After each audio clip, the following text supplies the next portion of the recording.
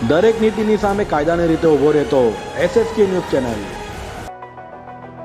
વિનરમાં દક્ષિણ ગુજરાત યુનિવર્સિટીની પરીક્ષામાં તપાસ માટે નિમાયેલી મહિલા સ્ક્વોડ દ્વારા પુરુષ વિદ્યાર્થીના ખિસ્સામાં હાથ નાખી કાપલી ચેક કરતા વિવાદ ઉભો થયો છે। VNSGUની પરીક્ષામાં તપાસ માટે નિમેલી મહિલા સ્ક્વોડ ફરી વિવાદમાં આવી છે। મહિલા સ્ક્વોડ દ્વારા પુરુષ વિદ્યાર્થીઓના ખિસ્સામાં હાથ નાખીને કાપલી ચેક કરાતા વિવાદ થયો છે। તો આ બાબતની ફેક્ટ કમિટીએ ગંભીર નોંધ લીધી છે, જ્યારે વિનરમાં દક્ષિણ ગુજરાત યુનિવર્સિટીના કુલપતિ KN ચાવડાએ પ્રતિક્રિયા આપી છે। આ બાબત ફેક્ટ કમિટીની તપાસમાં સામે આવી છે। આ બાબતે વિગતવાર આગામી દિવસોમાં વધુ એક વખત ફેક્ટ કમિટી દ્વારા તપાસ કરવામાં આવશે। ફેક્ટ કમિટીનો રિપોર્ટ જરૂર પડ્યે સત્તામંડળ સમક્ષ પણ રજૂ કરવામાં આવશે। ત્યાં જે નિર્ણય આવે ત્યારબાદ કાર્યવાહી કરવામાં આવશે।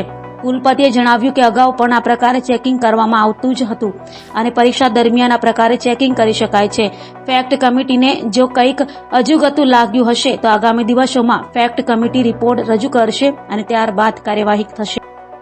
આ અંગે મહિલા સ્ક્વોડની જે તપાસવાની પદ્ધતિ છે એ અંગે જે માહિતી મળી હતી એ સંદર્ભની અંદર ફેક્ટ કમિટીમાં માહિતીઓ મૂકવામાં આવી છે અને ફેક્ટ કમિટી એ જોઈને આગામી ફેક્ટ કમિટીની અંદર કે અલગ રીતે એ અમને જે રીતે માહિતી આપશે એ પ્રમાણે એ અંગે જરૂરી કાર્યવાહી કરવામાં આવશે અને તે માટે સૌપ્રથમ આવેલા રિપોર્ટને જરૂરી સત્તામંડળમાં પણ લઈ જઈને ત્યાં જે નિર્ણય આવે તે નિર્ણયને આધારે આગળની કાર્યવાહી કરવામાં આવશે।